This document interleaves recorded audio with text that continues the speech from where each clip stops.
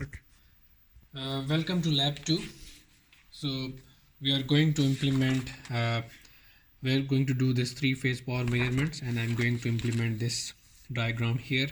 You can see here that there are three resistors and capacitors in series. R1 is parallel series with X1, XC1, and similarly R2 with C2 and R3 with C3. I1, I2 and I3 are going to give us the line currents, and E1, E2 and E3 are going to give us the phase voltages.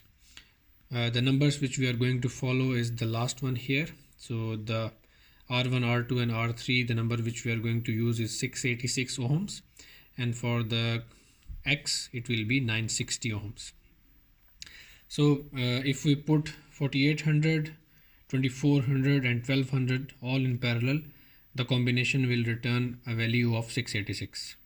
Similarly, we know that the value of XC is given, which is 960. We can extract the value of C from here. So we know that XC is equal to 1 over 2 pi FC, and from here the value of C is 3.32 microfarad. So we already know the value of R1, R2, R3 and C1, C2, C3. So let me explain the wiring now.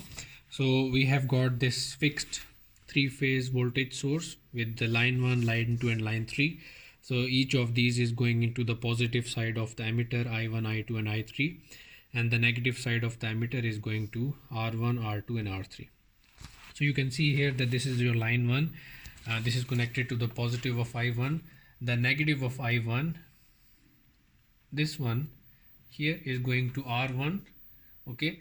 Similarly, the second line L2 is going from here, it's going into I2, and the negative side of I2 is going into R2, and similarly R3 here.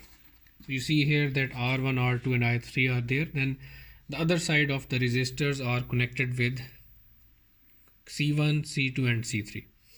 Now we have got these combination of capacitors here as well. So these are, you can see that 0.66 micro, 1.33 micro and 2.65 micro. So if I put all of these three at on position, the parallel combination of this capacitance will give us a value 3.32 micro, which we just calculated. So the other end of the resistors here, so this is your R1, this is your R2 and this is your R3.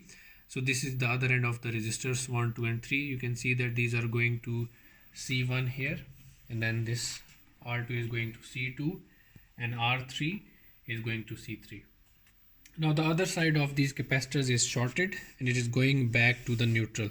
So these are shorted by these yellow cables, and the common point is going back to the neutral of the source.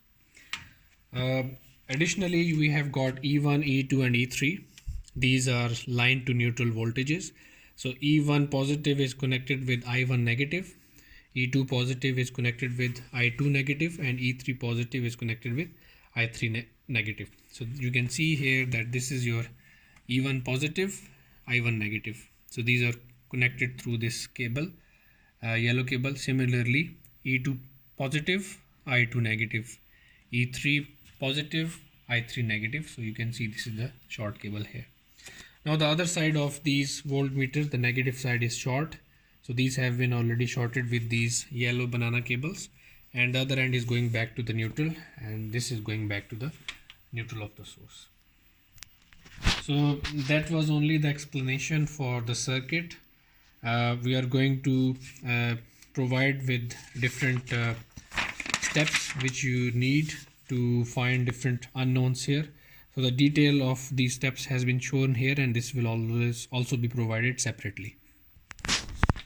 Now I'm going to explain how the wiring is done, which is explained here in step 16.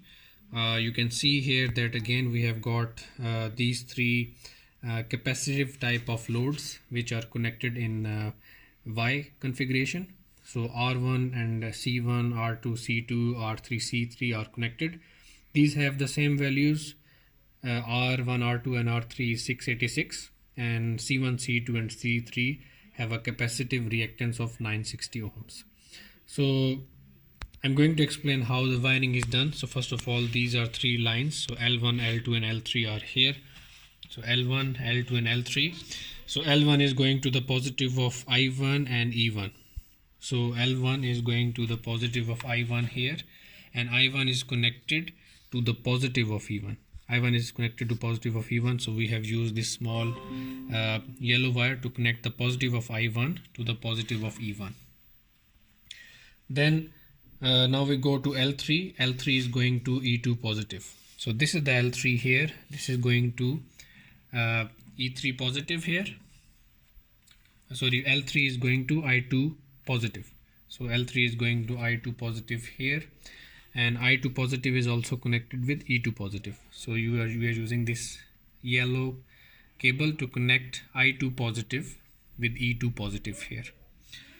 Now the other side of these emitters, negative of I1 is going to the series combination of R1 and C1.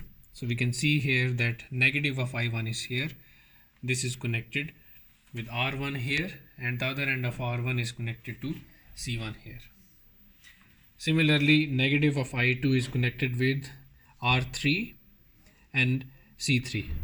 So negative of I2 is here. This is the negative of I2. So this is connected with R3, which is in series with C3. Then we see here that the negative of E1 and E2 is short, and this node is connected to L2. So first of all, we see this is your L2 here. So this should be connected with E1 negative and E2 negative. So we see here that E1 and E2 are short by this wire here, and the common point has been connected with the line 2. That line 2 is going to the series combination of R2 and X2. So we can see here that this is the common point which is going to R2, which is in series with C2, and the negative side of all these three capacitors are short, and you can see these have been shorted with the yellow cables.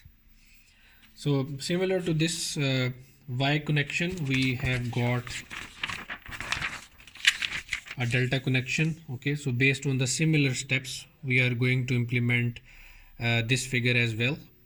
And then we have another variation in which the same connection which we just explained on the video, this is the one with an additional fourth wire here.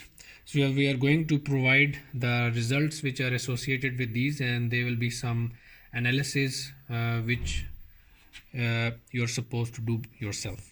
Thank you.